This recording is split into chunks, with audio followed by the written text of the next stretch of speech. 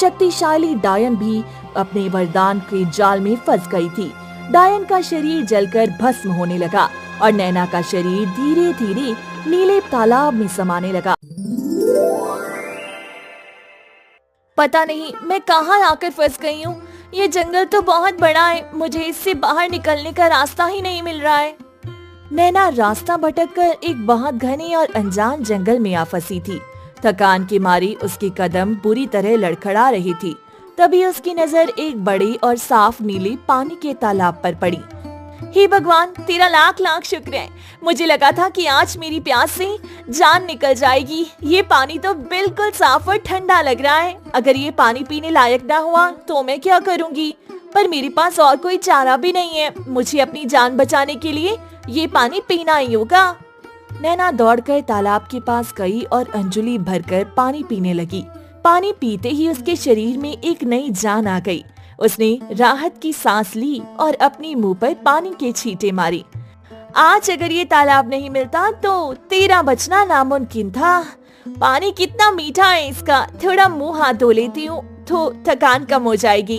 घर पर सब मेरे लिए परेशान हो रहे होंगे। मुझे जल्दी से थोड़ा आराम करके यहाँ से निकलने का रास्ता खोजना चाहिए। सूरज ढलने से पहले मुझे गाँव पहुँचना है। नैना ने पानी अपने पैर पर डाला। अचानक पानी के बीचों बीच एक तेज भंवरा उठा। पानी पूरी ताकत से गोल घूमने लगा। नैना ये देखकर बुरी तरह घबरा गई और पीछे हट गई। ये क्या हो रहा है? पानी अचानक ऐसे गोल क्यों घूमने लगा? मुझे यहाँ से दूर हटना चाहिए। इस जंगल में जरूर कुछ गड़बड़ है। मुझे बिना आराम किए यहाँ से भाग जाना चाहिए। कहीं ये कोई जंगली जानवर तो नहीं है? भंवर के बीच से अचानक एक बेहद खूबसूरत जलपरी बाहर निकली। उसकी त्वचा चमक रही थी और उसके बाल पानी पर तैर रहे थे। नैना उसे देख डर के मारे कांपने लगी। डरो मत लड़की, मैं तुम्हें कोई नुकसान नहीं पहुंचाऊंगी। तुम इस भयानक जंगल में अकेली क्या कर रही हो? आप कौन है और आप पानी के अंदर से कैसे निकली? मुझे छोड़ दीजिए। मैंने आपके तालाब का बस थोड़ा सा ही पानी लिया है। मैंने कहा ना, मैं तुम्हारी दुश्मन नहीं हूँ। ये जंगल इंसानों के लिए सुरक्षित नहीं है, लेकिन तुम बहुत भाग्यशाली हो जो यहाँ तक सुरक्षित पहुँच गई। मैं रास्ता भटक गई हूँ। मैं पास के गांव में रहती हूँ और लकड़ियाँ चुनते हुए बहुत दूर आ गई। मुझे कुछ समझ नहीं आ रहा कि घर कैसे जाऊँ। तुम घबराओ मत, मैं तुम्हें घर का रास्ता बता सकती हूँ। क्या तुम मेरी एक छोटी सी मदद करोगी? मैं एक मामूली सी लड़की आपकी क्या मदद कर सकती हूँ? मेरे पास तो खुद खाने को कुछ नहीं है और मुझे इन जादुई चीजों से बहुत डर लगता है। मुझे तुमसे कोई कीमती चीज नहीं चाहिए। तुम उस किनारे पर वो चमकता हुआ सफेद फूल देख रही हो, बस उसे तोड़कर इस पानी में डाल दो। उस फूल को पानी में डालने से क्या होगा? मैं किसी मुसीबत में नहीं पड़ना चाहती। मैं बस घर जाना चाहती हूँ वापस।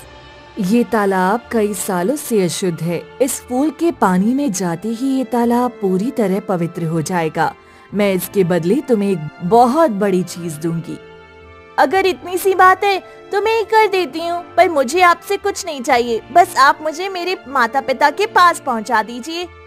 नैना ने डरती डरती कदम बढ़ाए और किनारे पर लगा वह चमकता हुआ फूल तोड़ लिया। फूल बहुत ठंडा था। उसमें से अजीब सी नीली रोशनी निकल रही थी।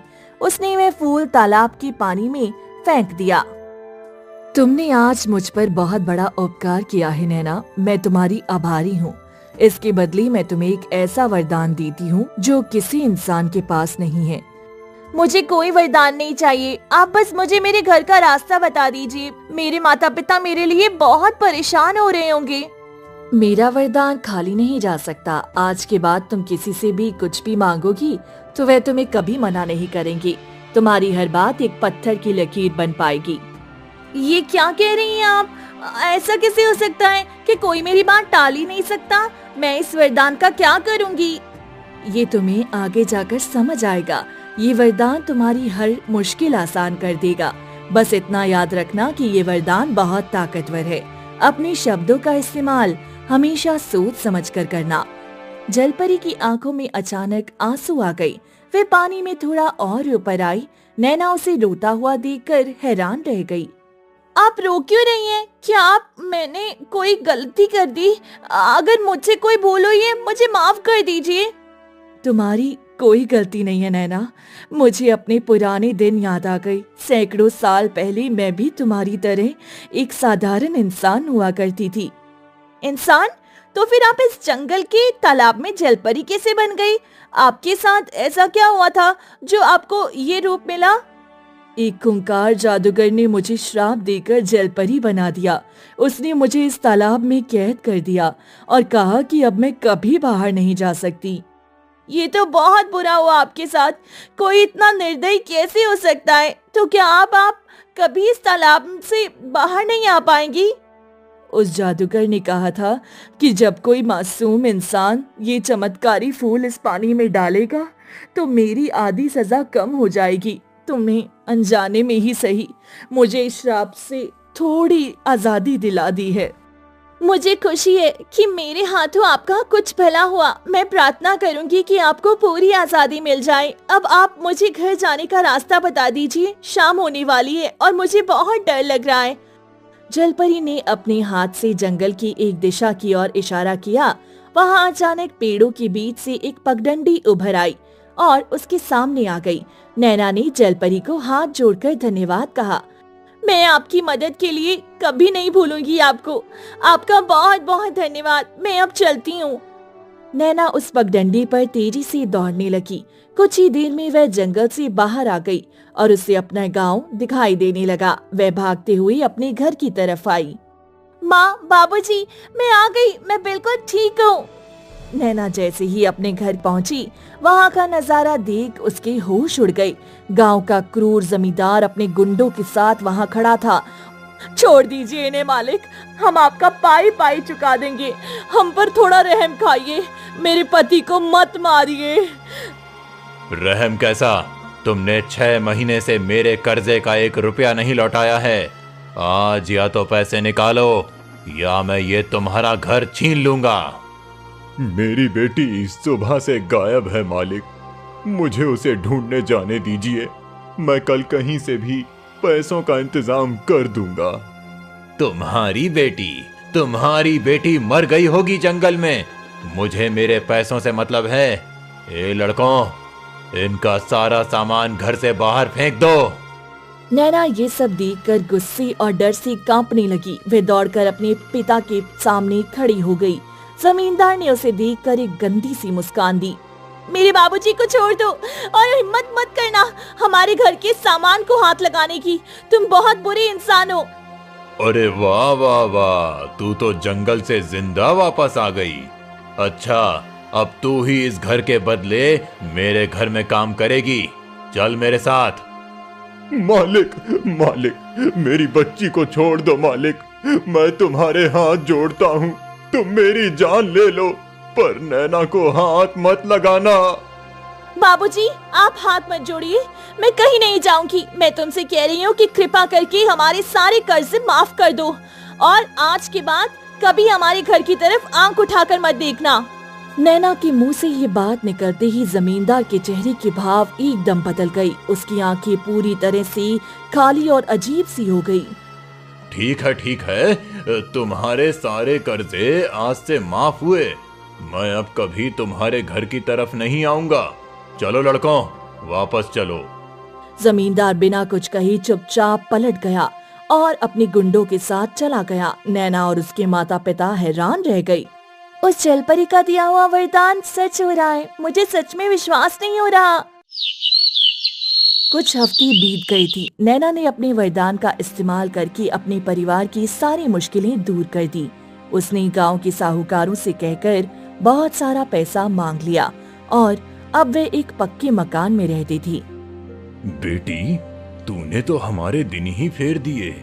मुझे तो अब यकीन भी नहीं होता कि लोग तेरी बात इतनी आसानी से कैसे मान लेते हैं। तू जो मांगती है वो लाकर दे देते हैं। सब भगवान की कृपा है बाबूजी। बस आप लोग अब खुश रहिए। मैंने जिंदगी भर आप लोगों को बहुत तकलीफों में देखा है। लेकिन नैना, मुझे एक बात समझ नहीं आती। जो लोग हमारी तरफ देखते तक नहीं थे वो अब बिल्कुल पत्थर जैसे कैसे हो गए? क्यों हो गए हैं? उनके चेहरे पर ना खुशी दिखती है ना दुख। आप बेकार में चिंता कर रही हैं माँ। हमें अपने हालात सुधरने से मतलब होना चाहिए। लोग क्या कह रहे हैं इसमें हमें क्या। नहीं नैना, मुझे बहुत घबराहट होती है। कल जब तूने साहूकार से अनाज मांगा था तो उसकी आंखें बिल्कुल मुर्दे जैसी लग रही थी। ये सब सही नहीं लग रहा मुझे। आप खुद ही सोचिए माँ, अगर हम गरीब रहते तो क्या वो लोग हमारी मदद करते? मैंने बस अपना हक मांगा है, आप इन बातों को भूल जाइए। उसी रात नैना का छोटा भाई रोहन अचानक बहुत तेज बुखार से तड़पने लगा। उसका शरीर आग की तरह जल रहा था।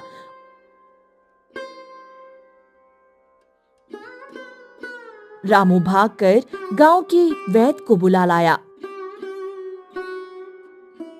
रामू, तुम्हारे बेटे की हालत बहुत खराब है। इसे कोई भयंकर बीमारी लग गई है जिसने इसके फेफड़ों को जकड़ लिया है।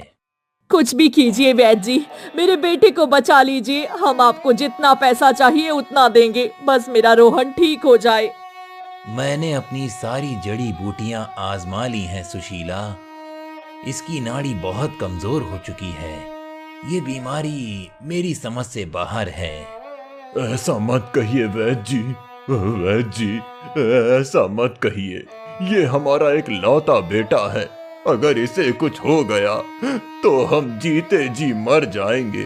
कोई तो रास्ता होगा वैद्य जी, कोई तो रास्ता होगा इसे बचाने का। इसकी सांसें टूट रही हैं रामू, मुझे माफ करना, मैं इसे नहीं बचा पाऊंगा। इसका शरीर अब और साथ नहीं दे रहा है। नैना ये सुनकर पागल सी हो गई। उसकी आंखों से आंसू बह रहे थे। तुम कैसे कह सकती हो? अरे तुम एक वैद्य हो, तुम्हारा काम लोगों की जान बचाना है। तुम्हें मेरे भाई को ठीक करना ही होगा। मेरे हाथ में कुछ नहीं है नैना, भगवान से प्रार्थना करो। मैं एक इंसान हूँ, कोई चमत्कार नहीं कर सकता। मुझे कोई बहाना नहीं सुनना। मैंने तुम्हें यहाँ इसकी जान बचाने के लिए बुलाया है। तुम्हें मेरे भाई को ठीक करना ही होगा, चाहे इसके लिए तुम्हें अपनी जान ही क्यों ना देनी पड़े। मेरे भाई की सांसें वापस लाओ, उसे जिंदा करो। नैना के मुंह से ये शब्द निकलते ही वैद्य का शरीर तेजी से कांपने लगा। उसकी आंखें एकदम सफेद हो गई। वह किसी अदृश्य शक्ति के खिंचाव में सीधा रोहन की चारपाई के पास आ गया। मैं इसे ठीक करूंगा। मैं अपनी सारी जीवन शक्ति इसे देता हूँ। मेरी सांसें इसे मिल जाएं। वैद्य ने अपने हाथ रोहन की छाती पर रखी। एक तेज सफेद रोशनी वैद्य के शरीर से निकलकर रोहन के शरीर में समाने लगी। वैद्य का चेहरा भयानक दर्द से ऐंठने लगा। ये क्या हो रहा है वैद्य जी? आप ये क्या कर रहे हैं? पीछे हटिए, आपकी तो जान निकल रही है। रामू ने वैद्य को पीछे खींचने की कोशिश की, लेकिन वैद्य का शरीर पत्थर की तरह भारी हो गया था। उसी वक्त रोहन ने गहरी सांस ली और उसने अपनी आंखें खोल दी। ये मैंने क्या कर दिया? वैद्य जी, उठिए वैद्य जी। हे भगवान, मेरे वरदान ने एक बेकसूर इंसान की जान ले ली। पूरी गांव में नैना का खौफ फैल गया था। उसे लोग जादू टोना करने वाली चुड़ैल मानने लगे थे। अब कोई भी उसके घर के आसपास भी नहीं भटकता था। आज जब मैं बाजार गया था तो सब मुझे देखकर रास्ता बदल रहे थे। सब कहते हैं कि हमारे घर में मौतों का साया है। हमारी बेटी ने वैद्य की बलि चढ़ा दी। ये सब इस लड़की की वजह से हो रहा है। ना जाने उस मनहूस जंगल से ये कौन सी काली विद्या सीख कर आई है। इसने हमारे हंसते खेलते घर में आग लगा दी है। मुझे तो डर लगता है सुशीला, गांव वाले कहीं भड़क कर हमारे घरी को आग ना लगा दें। हमें इस गांव को छोड़कर कहीं और चले जाना चाहिए।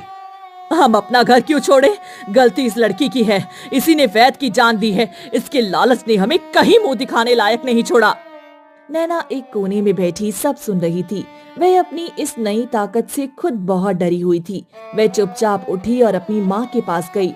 माँ, आप ऐसा क्यों कह रही हैं? मैंने जो भी किया हमारे लिए ही तो किया। मैं रोहन को मरते हुए नहीं देख सकती थी। तूने उसे नहीं बचाया बल्कि एक पाप मोल लिया है। वैद्य जी की औरत और उसके बच्चे आज सड़कों पर भीख मांग रहे हैं। तू एक ऐसी शैतान बन गई है नैना। मैंने ऐसे जानबूझकर नहीं किया था माँ। मुझे नहीं पता था कि मेरे शब्दों का इतना भयानक असर होगा। मुझे बस रोहन की फिक्र थी। मैं तो बस उस वैद्य से रोहन का इलाज करवाना चाहती थी। मैं कभी किसी की जान नहीं लेना चाहती थी। मुझे माफ कर दीजिए। तूने हमारे लिए जो भी मांगा वह सब पाप की कमाई है। हम गरीब ही अच्छे थे, कम से कम रात को सुकून की नींद से सोते थे। सुशीला का गुस्सा आसमान छू रहा था। काश तू उस जंगल से कभी वापस ही नहीं आई होती। तू वहां मर क्यों नहीं गई? तूने हमारी जिंदगी नर्क बना दी है। मैं तुझे अपनी बेटी कहते हुए भी घिन महसूस करती हूँ। माँ, आप इतनी बड़ी बात कैसे कह सकती हैं? मैं आपकी बेटी हूँ। मैं आपके बिना नहीं रह सकती। मुझे घर से मत निकालिए। मेरा कोई रिश्ता नहीं है तुझसे। तू हमारे घर से निकल जा। चली जा वापस उसी जंगल में, और कभी मनहूस शक्ल अपनी दिखाना भी मत हमें। बाबूजी, आप तो कुछ बोलिए। माँ मुझे घर से निकाल रही हैं। आप मुझे ऐसे मत छोड़िए। माँ, आप लोगों के बिना मैं कैसे कहाँ जाऊंगी? तेरी माँ सही कह रही है नैना। तेरे साथ रहकर हम भी पाप के भागीदार बन जाएंगे। तू चली जा यहाँ से, चली जा।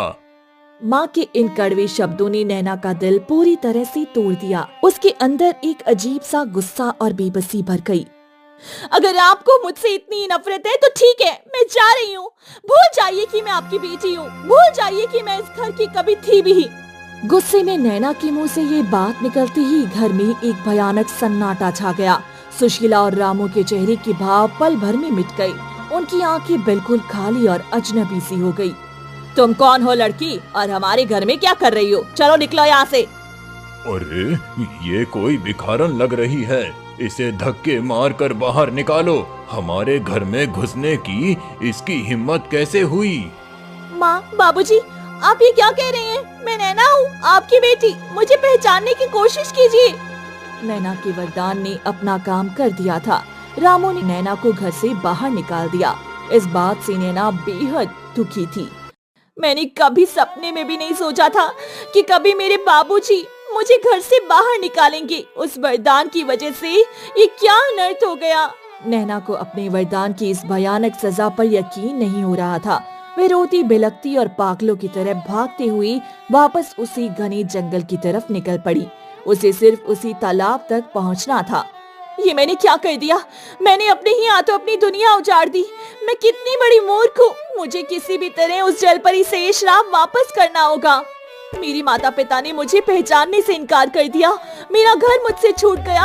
अब मैं किसके लिए जिंदा रहूं? कंटीली झाड़ियों से उलझती और गिरती पड़ती नैना आखिरकार उसी साफ पानी वाली तालाब के पास पहुंच गई। वहाँ का नजारा पहले जैसा शांत नहीं था। वहाँ बहुत तेज हवाएं चल रही थी। बाहर आओ जलपरी, मुझे तुम्हारी मदद चाहिए। मुझे तुम्हारा ये वरदान नहीं चाहिए। इसने मेरी पूरी दुनिया तबाह कर दी है। तुमने कहा था ना कि ये वरदान मेरी मुश्किलें आसान कर देगा, पर इसने तो मेरी जिंदगी ही छीन ली है। इसे वापस ले लो। पानी में अचानक एक बहुत भयंकर भवंडर उठा। पानी के अंदर से एक बहुत ही खौफनाक और भयानक हंसी गूंजने लगी। तुम ऐसे क्यों हंस रही हो? बाहर आओ और अपना वरदान वापस लो। मेरे माता पिता मुझे भूल गए हैं। मुझे मेरी जिंदगी वापस चाहिए। पानी के भंवर से जो बाहर निकला वह कोई खूबसूरत जलपरी नहीं थी। वह एक बहुत ही डरावनी और सड़ी हुई चमड़ी वाली जल पिशाचनी थी। उसके दांत नुकीले थे और आंखें खून की तरह लाल थी। मूर्ख लड़की, तू सच में बहुत बड़ी बेवकूफ है। तूने सोचा कि मैं तेरी मदद करना चाहती थी। मैंने तुझे वरदान नहीं बल्कि एक श्राप दिया था। तुम कौन हो? वो जलपरी कहाँ गई? तुमने मेरे साथ ऐसा धोखा क्यों किया? मैंने तो तुम्हारी मदद की थी। वो सिर्फ एक छलावा था, और वो फूल जो तूने पानी में डाला था वो इस पानी को शुद्ध करने के लिए नहीं था। वह फूल मेरी सदियों पुरानी कैद तोड़ने की चाबी थी। तुमने मुझसे झूठ बोला। तुमने मुझे ऐसा श्राप दिया जिससे मैं लोगों की भावनाएं मार दूं। तुम ऐसा करके ये क्या साबित करना चाहती हो?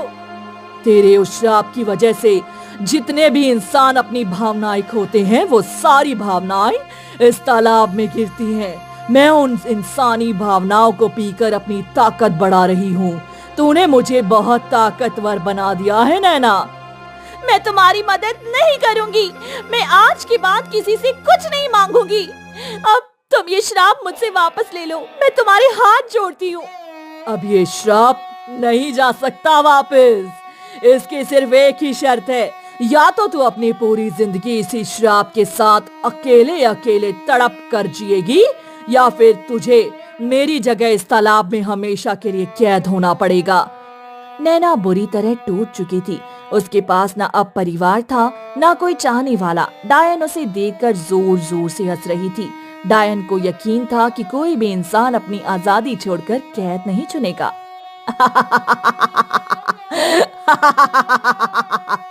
मैं अकेले इस दुनिया में जीकर क्या करूंगी, जहाँ मेरे अपने ही मुझे नहीं पहचानते। मेरी जिंदगी में अब कोई उम्मीद नहीं बची है। तो लौट जा उसी दुनिया में और रो रो कर अपनी जिंदगी काट। मुझे तो वैसे भी तेरी भावनाओं से कोई मतलब नहीं है। रुको, मेरे पास अब भी मेरा वरदान बाकी है। मैं तुमसे मांगती हूँ कि तुम मेरे गांव के लोगों और मेरे माता पिता की यादें और भावनाएं वापस लौटा दो। तू ये क्या बकवास कर रही है? तू मुझसे कुछ नहीं मांग सकती। मेरी शक्तियों के सामने तेरी कोई औकात नहीं है। मेरा वरदान है कि कोई भी मेरी बात टाल नहीं सकता, तुम भी नहीं। लोगों की भावनाएं वापस लौटाओ और इसके बदले में खुशी खुशी तुम्हारी जगह इस तालाब की कैद स्वीकार करती हूँ। नैना के ऐसा कहते ही डायन का शरीर भयानक दर्द से चीखने लगा। वह शक्तिशाली डायन भी अपने वरदान के जाल में फंस गई थी। डायन का शरीर जलकर भस्म होने लगा और नैना का शरीर धीरे धीरे नीले तालाब में समाने लगा। ये क्या हो रहा है मुझे? ऐसा नहीं हो सकता। मेरा ही वरदान मेरे खिलाफ नहीं जा सकता। नैना के उस बलिदान के बाद माता पिता को अपनी नैना याद आ गई थी और वैद भी जिंदा होकर अपने घर लौट गया था। लेकिन किसी को भी ये याद नहीं था कि नैना अचानक कहाँ और कैसे गायब हो गई। आज फिर से मेरी बच्ची के बिना ये त्योहार आ गया। ना जाने मेरी नैना किस हाल में होगी। क्या वो कभी लौट कर नहीं आएगी? चुप हो जा सुशीला। शायद भगवान को यही मंजूर था। हमने उसे हर जगह ढूंढ लिया, लेकिन उसका कोई पता नहीं चला। हमें उसे भूल जाना चाहिए। एक माँ का दिल कैसे भूल सकता है रामू? मुझे अंदर से महसूस होता है कि उसने हमारे लिए कुछ बहुत बड़ा किया है। वो जहाँ भी होगी बस सलामत रहे। समय बहुत तेजी से बीतता गया। माता पिता अपनी उम्र पूरी करके इस दुनिया से चले गए, लेकिन रोहन, जो एक बहादुर और समझदार नौजवान बन चुका था, अपनी बहन को कभी नहीं भूल पाया। काका, मुझे फिर से वही सपना आया है। एक नीले पानी का तालाब है और उसमें रोती हुई एक जलपरी। मुझे यकीन है कि वो मेरी दीदी नैना ही है। तो पागल हो गया है रोहन। वो सब सिर्फ एक सपना है। तेरी बहन को मरे हुए 20 वर्ष बीत गए हैं। तू इन ख्यालों को छोड़ दे, समझा? ये ख्याल नहीं है काका। मुझे अंदर से महसूस होता है कि दीदी मुझे पुकार रही हैं। वो किसी बड़ी मुसीबत में हैं और मुझे उनकी मदद करनी होगी। तू उस घने जंगल में जाने की बेवकूफी मत करना। वहाँ जो भी जाता है कभी लौट कर नहीं आता। तू अपनी जान जोखिम में मत डालना। मैं अपनी जान की परवाह नहीं करता। मैं अपनी दीदी को खोज कर ही रहूंगा, चाहे इसके लिए मुझे पाताल ही क्यों ना जाना पड़े। दीदी ने मेरी जान बचाने के लिए जरूर कोई बहुत बड़ा बलिदान दिया है। मैं उन्हें वहां तड़पता हुआ नहीं छोड़ सकता। मुझे जाना ही होगा। रोहन ने अपना कुछ जरूरी सामान बांधा और अकेले ही उस खूंखार और घने जंगल की ओर निकल पड़ा। उसे बस उस नीले तालाब की खोज करना था जो उसे रोज सपनों में दिखाई देता था। दीदी, मैं आ रहा हूँ। आपने मेरे लिए जो भी बलिदान दिया है, मैं उसे व्यर्थ नहीं जाने दूंगा। मैं आपको घर वापस लेकर आऊंगा, दीदी। कई दिनों तक रोहन उस खौफनाक जंगल में बिना खाए पिए भटकता रहा। कंटीली झाड़ियों ने उसके शरीर पर कई घाव कर दिए थे, लेकिन उसका हौसला नहीं टूटा। आखिरकार उसे वो जगह मिल ही गई। ये जगह बिल्कुल वैसी ही है जैसे मेरे सपनों में आती है। ये वही नीला तालाब है। दीदी, नैना दीदी, क्या आप यहाँ हैं? मुझे जवाब दीजिए। नैना दीदी। रोहन की आवाज सुनकर तालाब के पानी में हल्की सी हलचल हुई। पानी के बीच से एक शांत और उदास जलपरी बाहर निकली। उसकी आंखें बिल्कुल नैना जैसी थी। दीदी, ये आप हैं? आपकी ये कैसी हालत हो गई है? आप इंसान से ये जलपरी कैसे बन गई? रोहन, तू यहाँ कैसे आ गया? तुझे यहाँ नहीं आना चाहिए था। तूने बहुत बड़ी गलती कर दी है मेरे भाई। तुरंत यहाँ से भाग जा। मैं आपको यहाँ इस हालत में छोड़कर नहीं जाऊंगा। मैं इतने सालों से आपको ढूंढ रहा था। मैं आपको अपने साथ घर ले जाने आया हूँ। मैं अब कभी वापस नहीं आ सकती रोहन। मैं इस तालाब की कैद में हूँ। मैंने अपने ही वरदान के बदले ये सजा चुनी थी ताकि तुम सबको बचा सकूं। मेरे इस बलिदान को बेकार मत कर रोहन। अगर उस शैतान को पता चल गया कि तू यहाँ है तो वो तुझे भी नहीं छोड़ेगी। तू वापस लौट जा। रोहन कुछ और बोल पाता उससे पहले ही कहानी में एक भयानक मोड़ आ गया। तालाब का साफ पानी अचानक उबलने लगा। ये पानी काला क्यों हो रहा है दीदी? और ये इतनी भयानक बदबू कहाँ से आ रही है? यहाँ कुछ तो बहुत गलत होने वाला है। हे भगवान, ये जाग गई है। रोहन, मैंने कहा था ना, तू यहाँ से चला जा। अब वो तुझे जिंदा नहीं छोड़ेगी। पानी के बीच से एक बहुत बड़ी और खौफनाक काली परछाई उभरी। पूरे जंगल में उसी जल पिशाचनी की कान फोड़ देने वाली हंसी गूंजने लगी जिसे नैना ने भस्म कर दिया था। मूर्ख लड़की, तूने सोचा था कि तू अपनी चालाकी से मुझे हमेशा के लिए खत्म कर देगी? डायन इतनी आसानी से नहीं मरती। तुम जिंदा कैसे बच गई? मैंने तो तुम्हें भस्म कर दिया था और तुमने खुद अपना वरदान पूरा किया था। तूने मुझे भस्म जरूर कर दिया था, लेकिन मेरी आत्मा का एक छोटा सा हिस्सा उस चमकते हुए फूल में छिप गया था जो तूने पहले दिन इस पानी में डाला था। मैं उस फूल के अंदर जिंदा थी। ये खौफनाक चीज कौन है दीदी? और ये फूल के बारे में क्या बकवास कर रही है? मैं इसे अभी खत्म कर दूंगा। तू मुझे खत्म करेगा? ए छोटे इंसान, तेरी बहन का बलिदान बेकार गया। वो मुझे आजाद नहीं कर पाई और अब वो खुद धीरे धीरे अंदर से अगली जल पिशाचनी में बदल रही है। नहीं, ऐसा नहीं हो सकता। मैंने सिर्फ इस तालाब की कैद मांगी थी। मैं कोई डायन नहीं बनना चाहती। इस श्रापित तालाब को हमेशा एक रक्षक की जरूरत होती है नैना। जब मेरी ताकत पूरी तरह वापस आ जाएगी तो तू पूरी तरह से एक डायन बन जाएगी। लेकिन मेरे पास एक और रास्ता है। कैसा रास्ता? तुम जो चाहोगी मैं वो करूंगा। बस मेरी दीदी को इस नरक से आजाद कर दो। उन्हें उनकी इंसानी जिंदगी वापस दे दो। तेरी बहन ने इंसानों की भावनाएं छीनने का वरदान लिया था। मेरी प्यास अभी बुझी नहीं है। अगर तू अपनी मर्जी से अपनी सारी भावनाएं, अपनी आत्मा और अपनी यादें मुझे सौंप दे। डायन की खौफनाक शर्त सुनकर रोहन के कदम वहीं रुक गई। नैना बुरी तरह रोने लगी और उसके हाथ जोड़कर रोहन को कसम देना शुरू कर दिया। नहीं रोहन, तू ऐसा हरगिज़ नहीं करेगा। तुझे मेरी कसम है। मैंने अपनी जान देकर तुझे बचाया था। तू अपनी जिंदगी इस डायन के लिए बर्बाद मत कर। तू तुरंत यहाँ से भाग जा। मैं आपको उस नरक में तड़पने के लिए कैसे छोड़ दूं दीदी? आप मेरे लिए तिल तिल कर डायन बन रही हैं। मैं आपके बिना वापस नहीं जाऊंगा। मैं इसकी शर्त मानने को तैयार हूँ। तू पागल हो गया है रोहन। ये डायन हमें सिर्फ धोखा दे रही है। ये मेरी आजादी के बदले तेरी रूह चूस लेगी। मत कर ऐसा मेरे भाई, मत कर। मुझे मेरी सजा भुगतने दे। आपने मेरे लिए जो किया है उसके सामने मेरी जान की कोई कीमत नहीं है। मैं आपको हमेशा के लिए यहाँ अकेला नहीं छोड़ सकता दीदी, नहीं छोड़ सकता। रोहन ने अपनी बहन की तरफ एक गहरी नजर से देखा।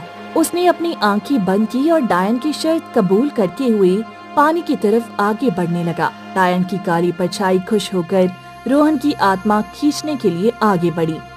बहुत अच्छे, आओ मेरे पास। अपनी सारी भावनाएं मुझे दे दो।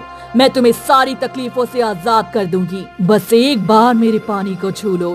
रोहन को डायन की बात समझ में आ गई थी कि सारी काली शक्तियों का असली स्रोत वह चमकता हुआ फूल है जो तालाब की तलहटी में छुपा है।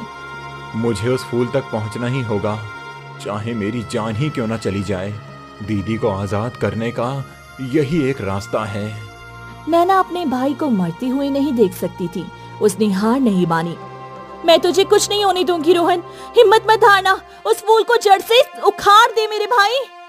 उसने पूरी ताकत लगाकर तालाब की तलहटी में जमे हुए उस जादुई सफेद फूल को जड़ से उखाड़ लिया और उसे अपने हाथों से 2 टुकड़ों में तोड़ दिया। नहीं, तूने ये क्या कर दिया? मेरी शक्तियाँ, मेरी आत्मा जल रही है, मैं तुझे जिंदा नहीं छोड़ूंगी। फूल टूटते ही एक कान फाड़ देने वाली चीख गूंजी। पानी के ऊपर मंडरा रही डायन की विशाल काली परछाई पल भर में राख बनकर हवा में उड़ गई। जादुई तालाब का काला पानी एकदम साफ और मीठा हो गया। नैना का जल परी का रूप टूट गया और वह वापस एक साधारण इंसान में बदल गई। सालों बाद भाई बहन का इस तरह मिलन हुआ था। रोहन, तू ठीक तो है? तूने कर दिखाया मेरे भाई, तूने उस डायन को हमेशा के लिए खत्म कर दिया। मैंने कहा था ना दीदी, मैं आपको खोज कर ही रहूंगा। अब हमें कोई नहीं रोक सकता। डायन का श्राप हमेशा के लिए खत्म हो गया है, हमेशा के लिए। तू सच में बहुत बड़ा हो गया है रोहन, तूने मेरी और इस पूरी जंगल की जान बचाई है। चल अब घर चलते हैं, मुझे अपने गांव की बहुत याद आ रही है। नैना अब पूरी तरह से आजाद थी। उस घने जंगल से डायन का खौफ हमेशा के लिए खत्म हो चुका था। दोनों भाई बहन जंगल से बाहर निकल आए, एक नई और सच्ची जिंदगी की शुरुआत करने के लिए।